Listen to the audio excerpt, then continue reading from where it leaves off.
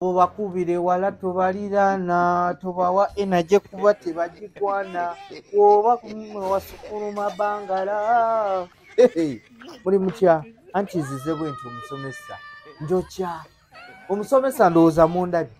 Mbeera eyo nange ne ŋŋamba nina okunyuma. Bwe bati nno bwe mba nfaanana nga ŋŋenda ku biiki n'omukyala wange n'abaana nga olwo tugenda.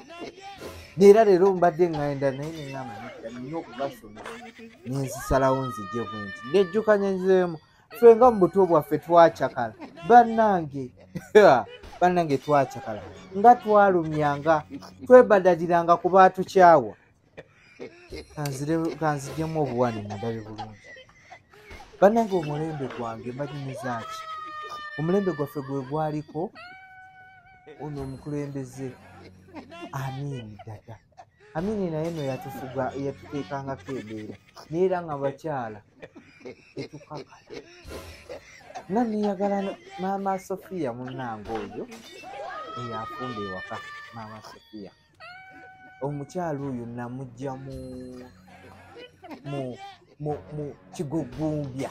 Twayinanga Kigogumbya banaye nga abasajja b'emega bonna nga balina emibiri wagufu wegiti. Mumpulira nisanga maama Sophia nga yenna ayambadde akantu nga kampiwe kati naye kati bwe mukubira musanga ayambadde obumpi muyisaamu empi. Munaye nga mulaba omukyala nga kimyula bwe kiti nga kiina ebbeere nga myufu. Banaye ne ŋŋamba wendeko ono mbaako bikizibu. Maama Sophia nange okuba okunkubako eriiso we bati nansiima. Ate namulekayo nga mmutwala mu bakadde be nga tweyanjula. Ne bakadde baabwe siina kye nabawa. Kasita bammanya nti gy'ali eno mmulabirira nabo babeere eyo batawaleze obulamu bwabwe. Ndaba bo beesanga abakadde baabwe bayinza n'okuba mu mirembe gyabwe.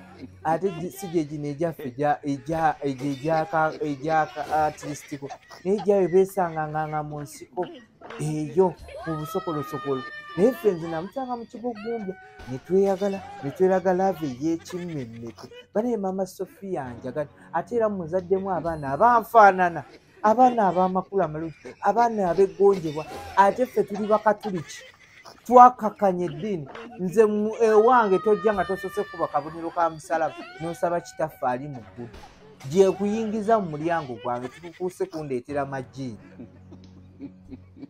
Mwebale kumpuliriza.